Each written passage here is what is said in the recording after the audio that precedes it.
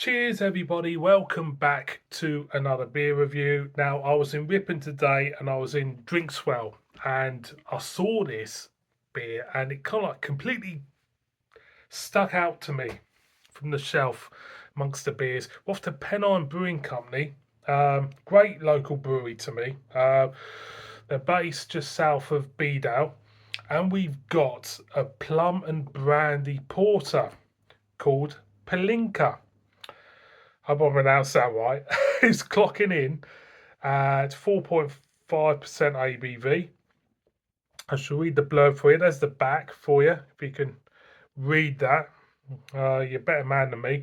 It says the smooth, deep, rich porter brewed using fresh plums and blended with authentic brandy flavours for true plum porter experience. Obviously, the best plum porter out there is from Titanic Brewery. And Palinka is a Hungarian fruit brandy. So I've never had Hungarian fruit brandy before, and to be honest, I'm not really a spirit drinker. So for me, it's going to be an interesting one. I think that's why I picked this up. Interesting, different, So it's certainly different. Pennine Brewery, I've enjoyed their beers. I think it's about my ninth beer I've reviewed from them, and I've enjoyed all their beers. Have been great traditional brewery. If there's a beer I would recommend from them, they did a blackcurrant porter which was fantastic. So yeah, great brewery. Check them out. Check them out on the website and everything. So let's crack this open and see what it's all about. We've got like a ruby red crown. Let's get a whiff. At the moment, getting more roasted malts than anything else. Roastiness with hint of coffee. Not much else. So let's pour this out and see what it's all about. Sometimes when you're in a beer shop and you see something which is that little bit unusual, it just makes you go for it. And this certainly was a beer what did it. So let's pour this out. Give it a good pour. There we go. Stick it there. So, being a glass. Slightly ivory looking head. Up to the light. Yeah, like a burgundy. Deep burgundy light through that. And again, roastiness.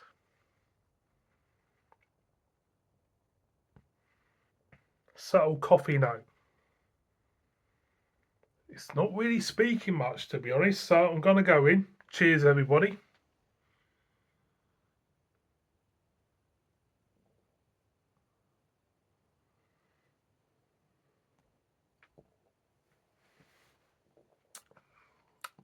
I suppose what I'm looking for at the beginning is a boozy feel from the brandy. At the moment, you get it creeping up on you right on that back end. There's a slight hint of booziness. Because I haven't had the drink itself, I don't know what I'm really expecting out of this. I go again.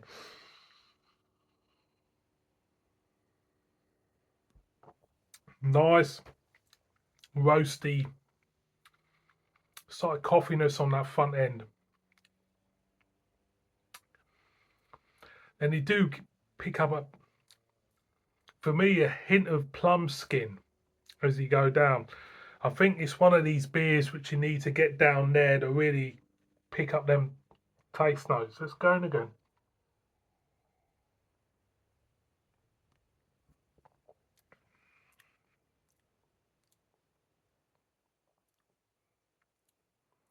Yeah, you do pick it up, but it's all subtle. It's nothing's really over egged the cake here. It's all little subtle notes, and it works very, very well. The porter itself does have a richness to it. That's down to the roastiness and the coffee type note to it. As you get underneath that, you do pick up plum skin.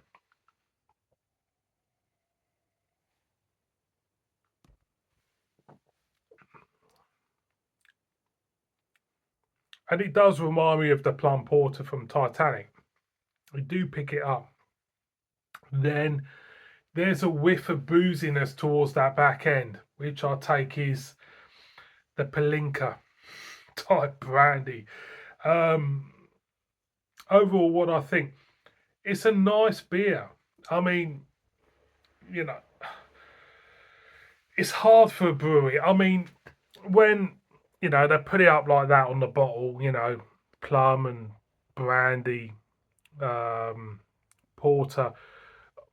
It's kind of like putting itself on a pedestal, and certain people will buy it, will think, yeah, I'm going to get lots of kind of like brandy hit and a plum from this beer, and it's not like that for me.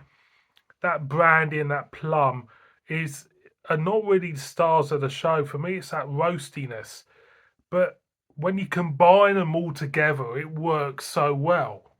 And I think people need to realise that is when you buy porters and stuff, and they have these kind of like rich, it's like boozy descriptions on them.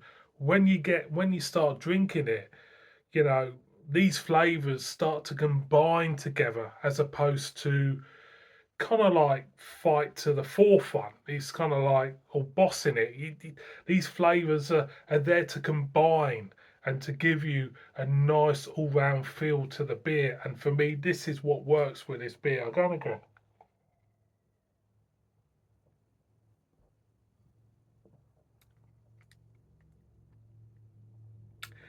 It's certainly one of them beers which grows in flavour on you. Slightly grassy note on that back end with a slight booziness. Do I think they pulled it off? I think they have. They've done a good job on it. I think, like I say, it's combining these flavours together to make it more enjoyable, and I think they've done it very, very well.